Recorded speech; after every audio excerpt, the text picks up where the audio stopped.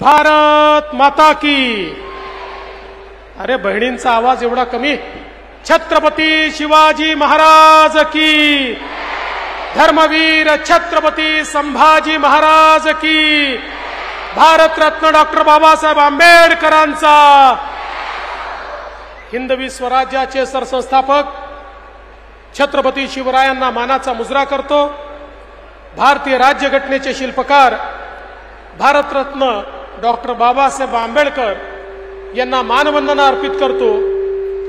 आणि आजच्या या लाडक्या बहिणींच्या मेळाव्यामध्ये मंचावर उपस्थित असलेले महाराष्ट्राचे लोकप्रिय मुख्यमंत्री माननीय एकनाथराव शिंदेजी, धडाडीचे उपमुख्यमंत्री अजितदादा पवार, सन्माननीय अब्दुल सत्तारजी, अदितीताई तटकरे, अतुल सावेजी, भागवत कराडजी, संजय शिरसाटजी, रमेश बोरनारेजी, प्रदीप जयस्वालजी, सतीश चव्हाणजी, विक्रम काळेजी, श्रीमती आभा शुक्ला, श्री लोकेश चंद्र, श्री अनूप कुमार, श्री दिलीप गावडे, श्री प्रशांत नारनवरे, श्री दिलीप स्वामी, श्री प्रवीण पवार, श्री वीरेंद्र मिश्रा, श्री विकास मीणा, मंचावरील सर्व मान्यवर, या ठिकाणी उपस्थित आमच्या सर्व लाडक्या बहिणींनो आणि अगदी थोड्याशा संख्येने उपस्थित असलेल्या लाडक्या भावांनो, आज अतिशय आनंदाची गोष्ट आहे की लाडक्या बहिणींच्या या मेळाव्यामध्ये दोन महत्त्वाच्या योजनांची अजून आपण सुरुवात केलेली आहे। पहिली योजना आपण सांगितलं होतं, आमचा शेतकरी जो आपल्या शेतीमध्ये राब राबतो, हाडाचं काढं करतो, रक्ताचं पाणी करतो, आपला शेतमाल पिकवतो, त्या शेतकऱ्याला मदत झाली पाहिजे म्हणून आपल्या सरकारनं घोषित केलं की शेतकऱ्याला यापुढे त्याच्या शेती पंपाचं विजेचं बिल भरावं लागणार नाही, ते राज्य सरकार भरेल। आज आपण MSEB विभागाला त्याचा चेक दिला, ते सगळे पैसे शेतकऱ्यांच्या खात्यात जमा झाले आणि आता शेतकऱ्यांना शून्य बिलाची पावती आपण त्यांच्या घरपोच देतो आहे। पुढचे 5 वर्ष शेतकऱ्यांना शेती पंपाचं बिल भरण्याची आवश्यकता नाही आहे। यासोबत दुसरी अजून योजना आपण सुरू केली, शेतकऱ्यांना सौर पंप देण्याची। जो शेतकरी मागेल त्याला सौर पंप आपण देतो। 2.5 लाख 3 लाख रुपयाचा सौर पंप, त्यांनी केवळ 10% पैसे भरायचे, 90% पैसे राज्य सरकार भरणार आहे आणि पुढचे 25 वर्ष त्याला विजेचं बिल नाही। पुढचे 5 वर्ष त्याच्या पंपाला काही बिघाड आला तर त्याची दुरुस्ती सरकार करेल। पंप जर चोरी गेला, तुटफूट झाली तर त्याचा विमाही सरकारने काढलेला आहे। अशा प्रकारे 60,000 पंप आपण लावले आहेत। आणि मला सांगितलं पाहिजे, सत्तार साहेब, सावे साहेब, याच्यामध्ये पहिल्या क्रमांकावर संभाजीनगर जिल्हा आहे, ज्यामध्ये सर्वाधिक पंप आपण त्या ठिकाणी लावलेले आहेत। म्हणजे एकीकडे शेतकऱ्यांना शेती पंपाचं बिल नाही आणि दुसरीकडे सौर पंप मिळाला, 25 वर्ष चिंता नाही। आणि तिसरीकडे आपण मुख्यमंत्री सौर कृषी वाहिनी योजनेच्या अंतर्गत आपल्या शेतकऱ्यांना त्या ठिकाणी खऱ्या अर्थानं दिवसा 12 तास वीज मिळावी म्हणून सौर कृषी वाहिनीची सुरुवात केली। कालच 5 वाहिन्या सौरवर गेल्या। येत्या 18 महिन्यामध्ये शेतकऱ्याची सगळी वीज ही सौरच्या माध्यमातून येईल आणि अशा प्रकारे शेतकऱ्यांकरता स्वतःची शेतकऱ्यांची वीज कंपनी स्थापन करणारं देशातलं पहिलं राज्य हे तुमचं आमचं महाराष्ट्र आहे, हे देखील मला या निमित्ताने सांगितलं पाहिजे। खरं म्हणजे आज आमच्या सगळ्या लाडक्या बहिणी या ठिकाणी आहेत। देशाचे प्रधानमंत्री काल आले होते। प्रधानमंत्री महोदय रोज सांगतात, देशाला विकासाकडे न्यायचं असेल तर देशाची 50% लोकसंख्या असलेल्या आमच्या माता भगिनी, आमच्या महिला यांना अर्थव्यवस्थेच्या, समाज व्यवस्थेच्या केंद्रस्थानी आणलं तरच आपला देश विकास करू शकतो. मोदीजींनी देखील बेटी बचाओ बेटी पढाओ पासनं लखपती दीदी पर्यंत वेगवेगळ्या कार्यक्रमांची आखणी केली. आता महाराष्ट्रामध्ये मोदीजींच्या योजनेतनं 11 लाख बहिणी या लखपती झाल्यात. लवकरच 25 लाख होणार आहे. मग 1 कोटी करायचे आहेत. लखपती दीदी म्हणजे ज्यांचं वार्षिक उत्पन्न 1 लाखापेक्षा जास्त आहे.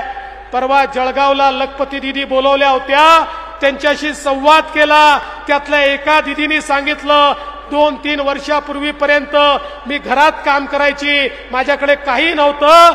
आज मी वर्षाला 12 लाख रुपये कमवते आणि अनेक महिलांना त्या ठिकाणी मी नोकरी देते.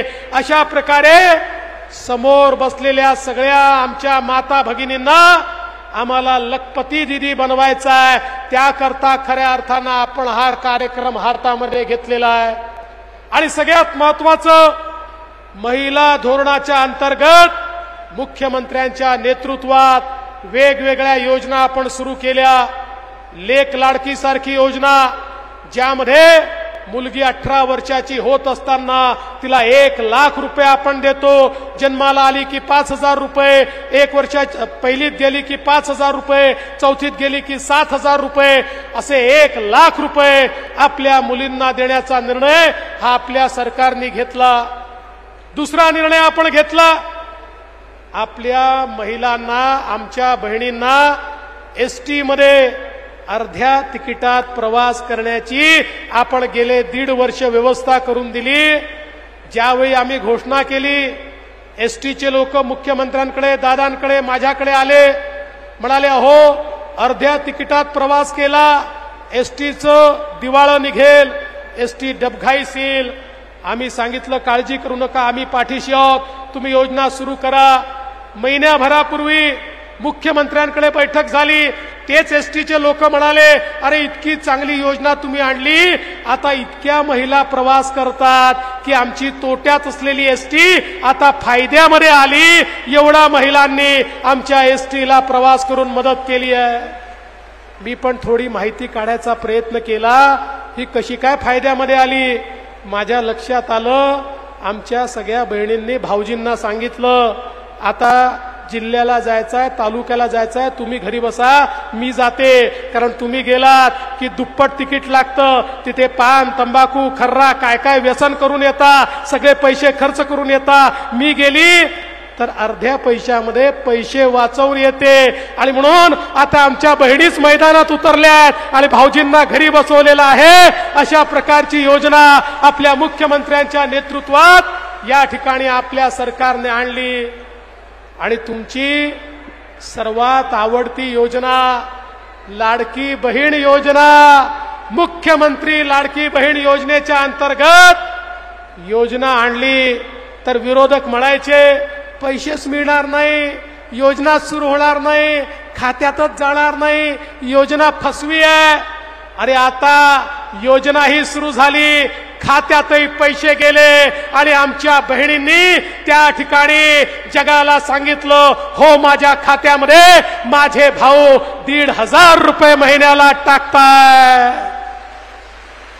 पण बहिणींनो, तुमच्या खात्यात पैसे गेल्याचा आनंद आम्हाला होतोय, पण तुमच्या सावत्र भावांना तो आनंद होत नाहीये.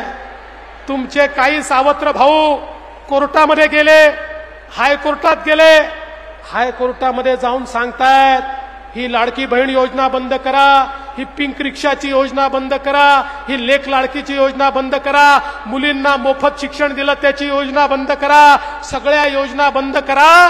आणि कारण काय सांगतात, म्हणतात पैशाचा चुराडा चाललाय म्हणून योजना बंद करा.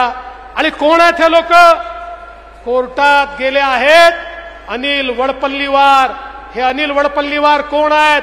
काँग्रेसचे अध्यक्ष नाना पटोले आणि काँग्रेसचे माजी मंत्री सुनील केदार यांचे अधिकृत निवडणूक प्रमुख हे त्या ठिकाणी कोर्टामध्ये तुमच्या विरोधात गेलेले आहेत आणि म्हणून या सावत्र भावांपासून तुम्हाला सावध राहावं लागेल.